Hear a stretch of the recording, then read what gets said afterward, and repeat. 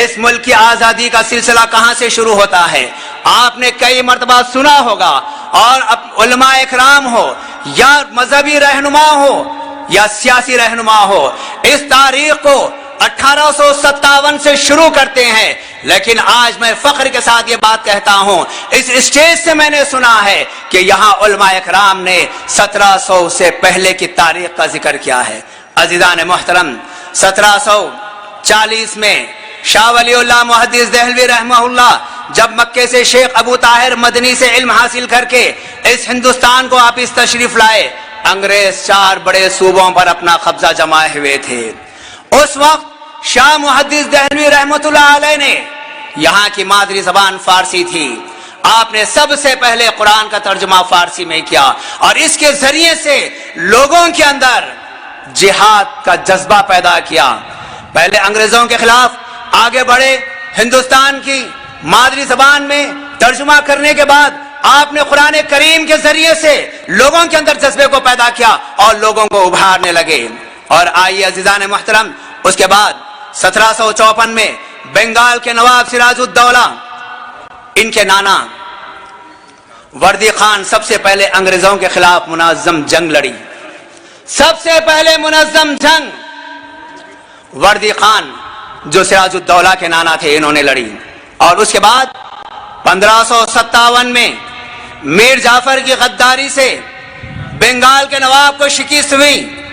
1764 12 اکتوبر کو شجاع الدولہ بنگال اور بہار کے میر قاسم کو شکست ہوئی۔ لیکن ایک بات میں آپ کو بتا دوں، ایسے حالات میں مسلمانوں نے بس ہمتی کا مظاہرہ نہیں کیا اور یہ خوفزدہ نہیں ہوئے، بلکہ انگریزوں کے خلاف ڈٹ گئے۔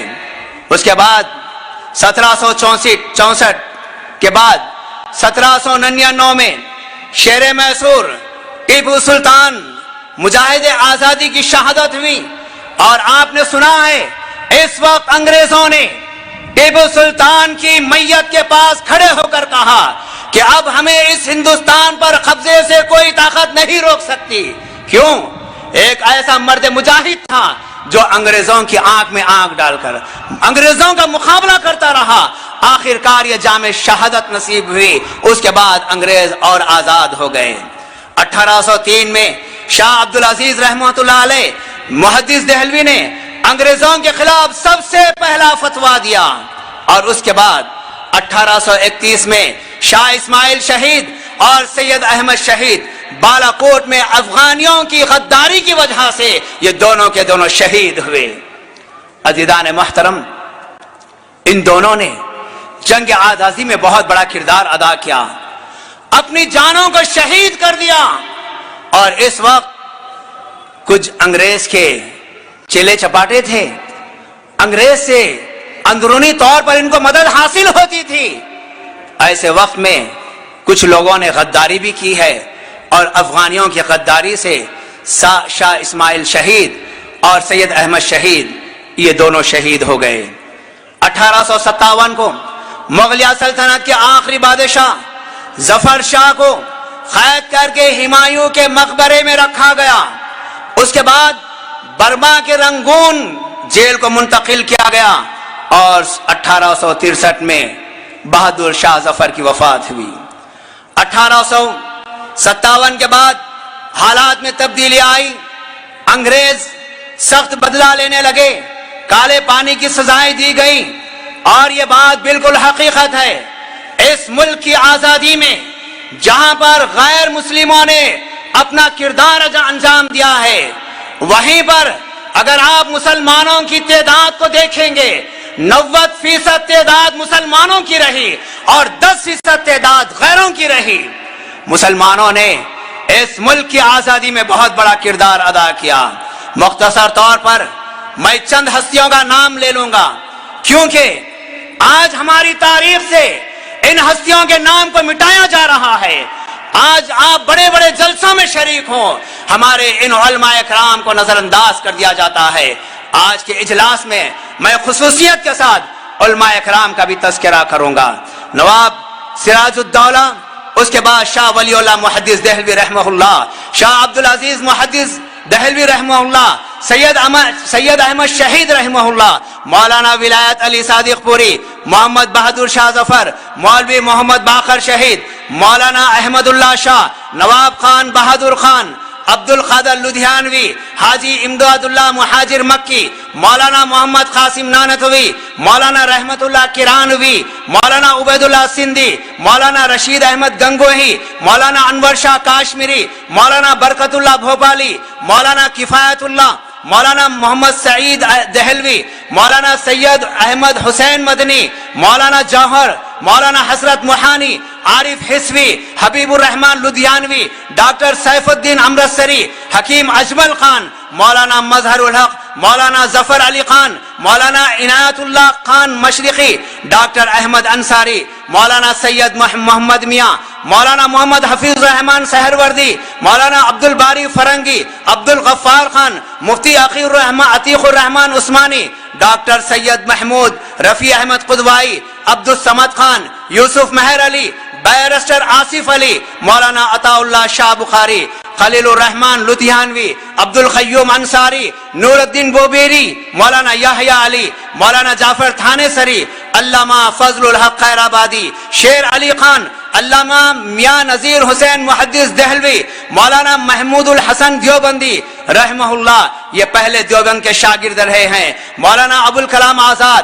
اس کے علاوہ علماء صادق پور کا بہت بڑا کردار اس میں رہا ہے۔ آج کوئی علماء صادق پور کا تذکرہ تک نہیں کرتے۔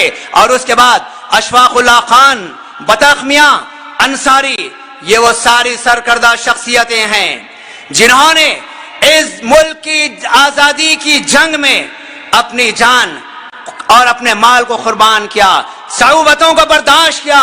بہت دکھ اور بہت افسوس کی بات ہے کہ آج ہم نے ہماری تاریخ سے ہم ناآشنا ہے، ہماری تاریخ کو ہم بھلا دیا ہے، اور مسلمان بھی ان تاریخ کی طرف آشنائی سے اس تاریخ کی طرف توجہ تک نہیں دیتے۔ آئیے عزیزان محترم، اس ملک کی آزادی میں جب روپے پیسے کی ضرورت پڑی، اس وقت مسلمانوں نے جو سرمایہ دار تھے آگے بڑھے۔ میں آپ کو بتاؤں، آزادی کے تعلق سے مال دینے والے یوسف مال پانی اس دور میں 1.25 کروڑ روپے کا چیک حوالے کیا اس ملک کی آزادی کے لیے۔ عمر سبحانی نے بعد میں جب گاندھی جی کے دور میں ایک بلینک چیک ان کے حوالے کیا، اور ایک اندھی عورت جس کے پاس کوئی چیز نہیں تھی، اس کا ایک نوجوان بیٹا تھا، وہ کہنے لگی اگر میرے پاس اس وقت 1 کروڑ روپے موجود ہوتے، میں اس ملک کی آزادی کے لیے 1 کروڑ روپے دے دیتی، لیکن میں کیا کروں، میرے پاس کوئی سرمایہ نہیں ہے، میرا نوجوان بیٹا ہے، اس نوجوان بیٹے کو آپ لے لو۔ اس نے اپنے نوجوان بیٹے کو اس ملک کی آزادی کے لیے دے دیا۔ اور عزیزان محترم، اسی طریقے سے کرناٹک بنگلور کے حاجی عثمان سیٹھ نے آج کے حساب سے 7,000 کروڑ روپے اس دور میں دیے، اور اس سے بڑھ کر اگر دیکھا جائے ہمارے حیدرآباد کے نظام میر عثمان علی خان نے 5 ٹن سونا دہلی والوں کے حوالے کیا۔ کتنا بڑا کردار ہم مسلمانوں کا ہے، اور ہم اس سے واقف بھی نہیں ہے۔ آئیے ذرا یہ بھی جان لیں، آج ہم کئی نعرے سنتے ہیں، ان نعروں کو کس نے یہ نعرے دیے ہیں؟ سارے جہاں سے اچھا ہندوستان ہمارا، یہ علامہ اقبال نے نعرہ دیا۔ بھارت چھوڑ دو، یوسف مہر علی نے نعرہ دیا۔ جے ہند، عابد حسن فرانی نے یہ نعرہ دیا۔ انقلاب زندہ باد، حسرت موہانی نے یہ نعرہ دیا۔ بھارت ترنگے کا کلر، سوریا طیب جی نے، یہ محترمہ نے یہ ترنگے کا کلر دیا۔ اور مادر وطن کی جائے، عظیم اللہ خان نے نعرہ دیا۔ اور سرفروشی کی تمنا اب ہمارے دل میں ہے، استاد بسم اللہ خان نے یہ نعرہ دیا۔ لال قلعے پر ترنگا جو سب سے پہلے لہرایا گیا، جنرل شاہ نواز خان نے لہرایا۔ لال قلعہ 15 اگست 1947 میں پہلی شنائی جس نے بجائی ہے، استاد بسم اللہ خان رہے ہیں۔